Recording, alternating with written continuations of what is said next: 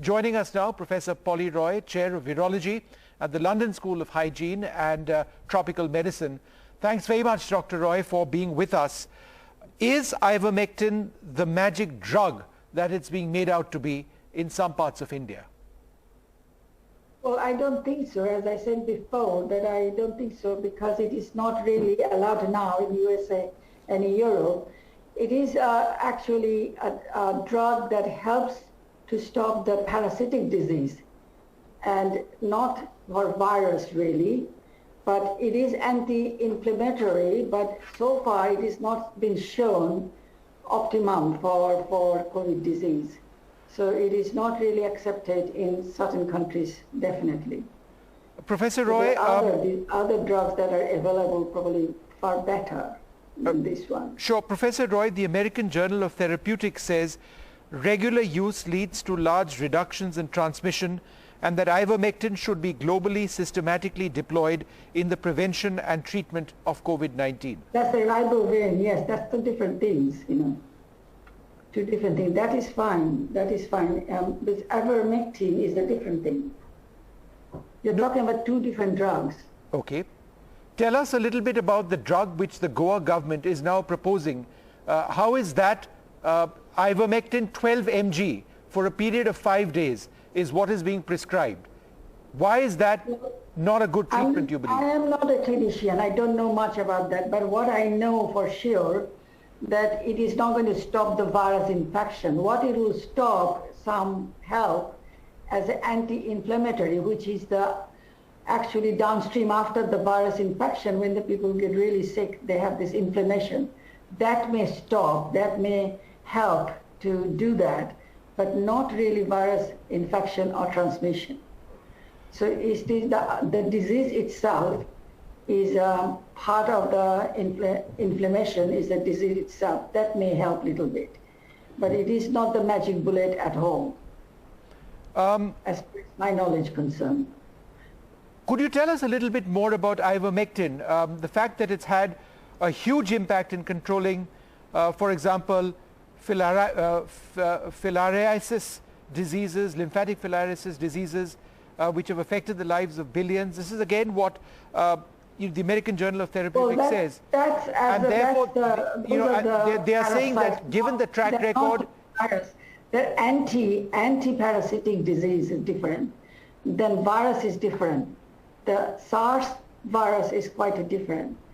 So I don't work with the parasite, but I'm a virologist, and I know for this virus infection, for SARS-2 infection, we don't think this is much help, really, except when the disease gets severe due to inflammation, the generalized effect maybe, but particularly not for this, because it is used for the treatment of parasites, like a worm, not really viruses. Right. Professor Roy, again, I'm just going to refer to what the American Journal of Therapeutics says and then get your opinion. The American Journal of Therapeutics says the high binding activity of ivermectin to the SARS-CoV-2 spike protein could limit binding to either the ACE2 receptor or sialic acid receptors respectively, either preventing cellular entry of the virus or preventing certain other conditions. They are talking about it is the as an antiviral drug binding. That I have no knowledge about that, because I know the binding to RBD, which is the receptor bindings of the virus, is very specific. So how would this help? I don't know that. Okay. I have no evidence about that I can say that is for sure. But what I can say that it may help to reduce the inflammation, to reduce the disease itself. But virus entry is very specific. So that means very specific drug for that, which will stop the interaction between the ACE2 receptor versus the virus binding site, which is the RBD, and that is highly specific.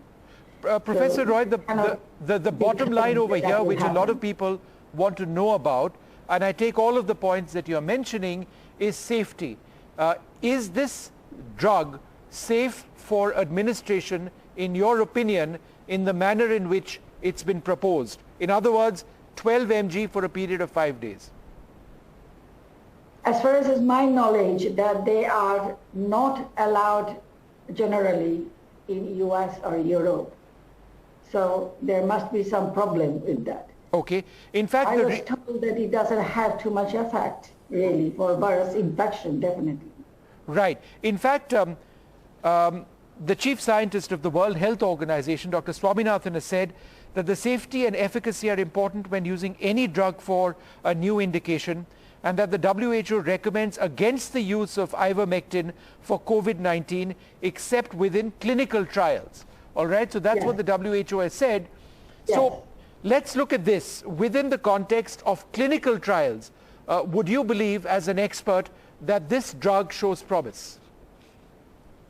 Well, I'm expert in viruses. I'm not expert in the drugs. You have to remember that, because I am not a clinical person. But I can tell you that virus infection is extremely specific to the host, which is the human receptor. Very specific. It's not generalized like that. So I don't believe it's going to be very efficacious. I think that we have to get the different kind of drugs that will break the interaction between the receptor and the virus. Sure. That is very important. It has to be highly specific.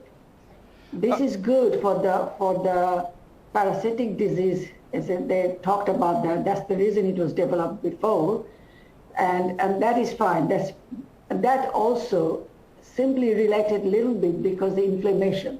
Right. That's the general inflammation for the virus disease or parasitic disease or bacteria, whatever, general inflammation.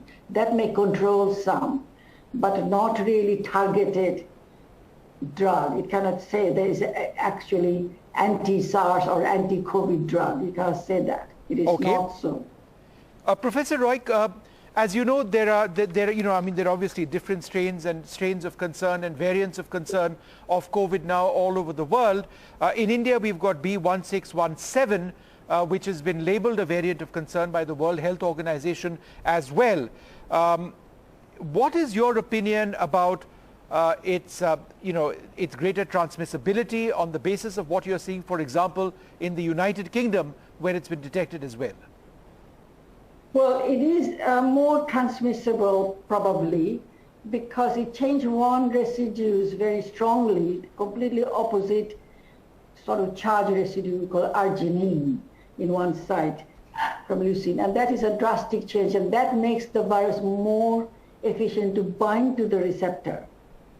And that's why it is more transmissible, but doesn't mean that it's caused more severe disease. There is no proof about that. Right. That is cause more disease. Little bit more favorable for transmission. But you have to understand, virus changes inside the body all the time. This is the error they make. And more dense population they get, more it will change. But not all the change are bad or good, nothing like that. They have no effect almost. So most vaccines will work against those changes. So we don't have to be so worry about the variant. We more have to be worried about the virus spread among the people because we are not really looking after the social distancing properly in India. That's what the problem is happening. Not because the virus is more vicious, no. Yeah. It is more because of how people behaved. Right. And do you believe in terms of the vaccines which we have over here? We've got Covaxin and we've got Covishield. Covishield, of course, is AstraZeneca. Do you have any observations on the efficacy of these drugs against B1617? I'm absolutely sure they will work. Not 100%, but they will definitely work, and at least they will support that people are protected against the disease, severe disease or hospitalization will not happen.